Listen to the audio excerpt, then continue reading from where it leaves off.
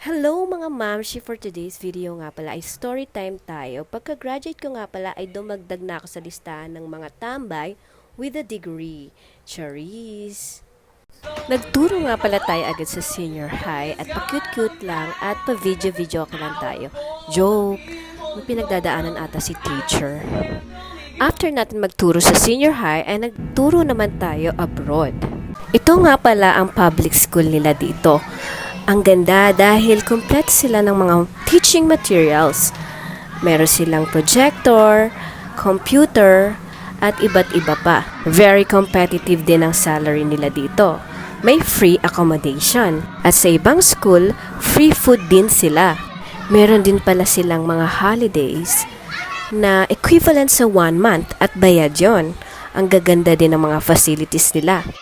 Sobrang gaan din ang work dito kasi hindi mo na kailangan mga paperworks or lesson plan. Ang kailangan mo na lang ay ang magturo at magpabida-bida. O yan, kunyari energetic si teacher. Ay, ang daming farm char. Dahil nga pabida-bida si teacher, naging dancer na rin siya kahit hindi siya marunong sumayaw. O diba?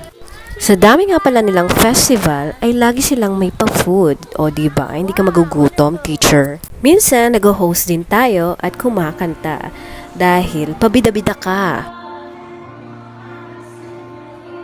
Marami din tayong mga pa-activity tuwing Christmas, Halloween, at kahit sa labas ng school. So, salamat sa aking sugar daddy dahil nakapagtapos ako ng pag-aaral. Charis! Dahil yan sa naipon kong pera sa pagsisinger.